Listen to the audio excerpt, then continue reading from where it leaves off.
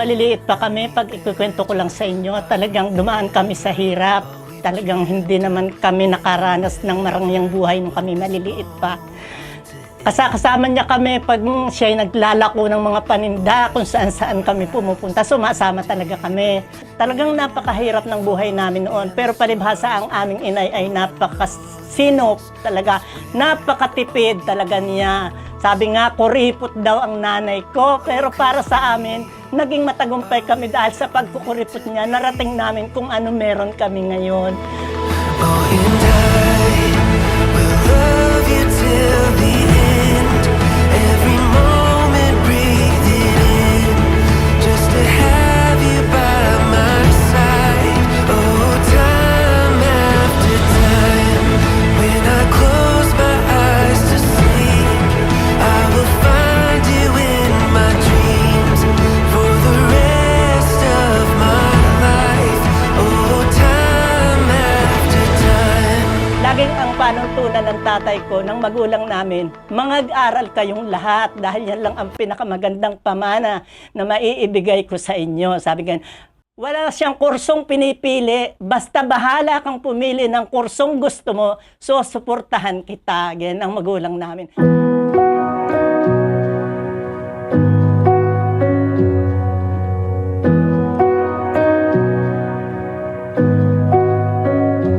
There's a certain kind of beauty that can't be found among the young, where you're settled and you're safe in your own skin.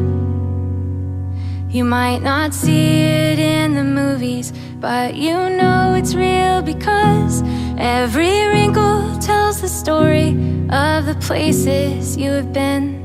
Countless ocean hours forming freckles on your face, wildflowers that will only bloom with age, learning how to love who you are along the way. You're growing older and more beautiful each day.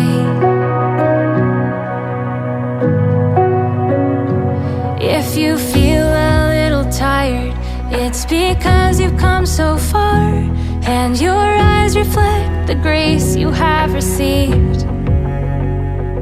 Oh, you made it through the fire, it's what made you who you are. Now it shines like strands of silver. Ang Ate Josie, panganay namin, teacher. Pero hindi naman niya ginamit ang pagka-teacher niya, naging negosyante siya. Ang Manong naman, nakatapos din, pero bukid naman ang ngayon ang tinatrabaho niya. Ang Manong Erning yon, yung sunod sa Ate Josie ko. Ang Ate Polly ko naman, optometrist siya. Yan. Kaya ang ganda ang buhay niya ngayon. Talaga may sarili siyang optical, ganyan. Tsaka talagang maganda ang negosyo niya sa bilang optometrist. Ako naman, ako midwifer pero ako'y nag-abroad agad sa maagang yung pagkatapos ko. Nakapagtrabaho din naman agad ako noong pagka-graduate ko ng college.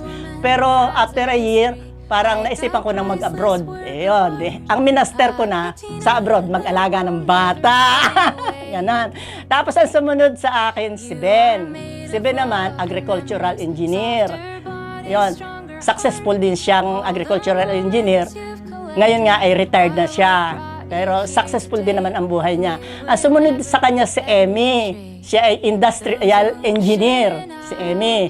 So, successful din siya, pero ang minaster din niya mag-abroad. Sabi nga, pero successful din siya sa buhay abroad. Sabi niya. Sunod kay Emmy ay si Christy namin. Si Christy, ayan, ay commerce. Tapos siya, ayan, negosyante din siya ngayon. Sumunod sa kanya ay si Ariel. Si Ariel naman, electrical engineer siya. Siya ngayon ay successful din siya, nasa abroad din siya. Ang sumunod kay Ariel ay si Perla. Si Perla naman, very successful nurse ang aking kapatid. Nasa malaking hospital siya sa Vienna, Austria, nagtatrabaho. Sumunod sa kanya si Noel. Si Noel ay seaman. Successful naman din siyang businessman ngayon. May tindahan sila, ganyan. Kaya lahat kami naman ay may kanya-kanyang hanap buhay sa kasalukuyan. That will only bloom with age, learning how to love who you are along the way. You're growing talagang kaloob ng Diyos dahil yun naman lagi ang aming panalangin na humaba pa ang kanyang buhay sa piling namin kanyang mga anak at nagmamahal sa kanya.